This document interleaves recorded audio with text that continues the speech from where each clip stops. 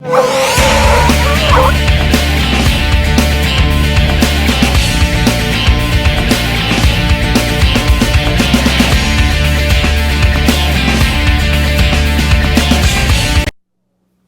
Natole here. I've got a short story I'd like to share with you about this cat behind me right now.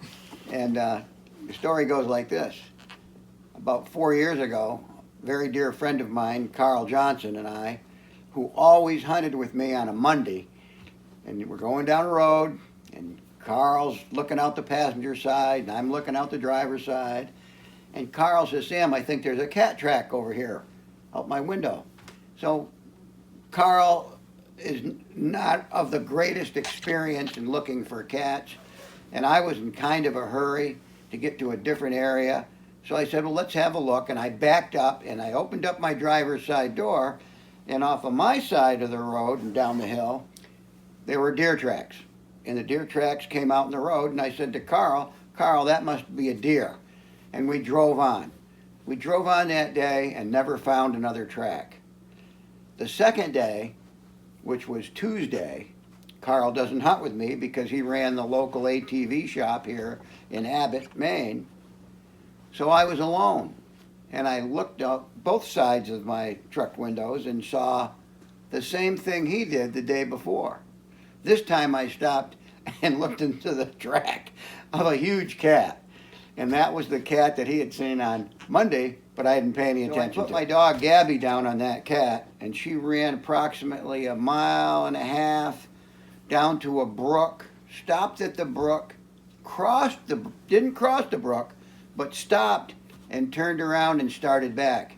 At that point, I called my hunting partner, Paul, and who was an hour away, and I said, "Paul, you want to run a fresh cat track?" And he said, "Yeah, I'll be right out." If I told him it was 2 or 3 days old, he would have never came out and helped me.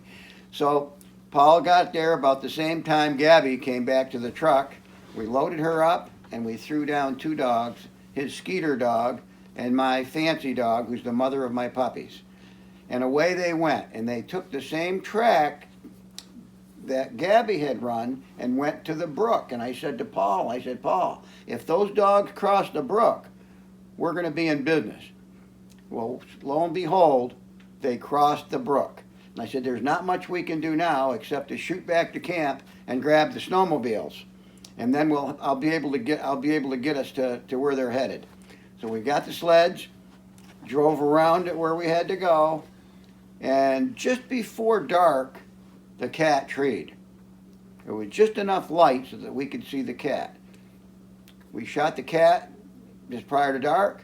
He bailed out of the tree, made a little semicircle in between Paul and I. We shot again, and that's how that cat ended up on the wall. A nice trophy tom, 40-pound class, and something that we were very proud of. Thank you both to Paul and Carl Johnson.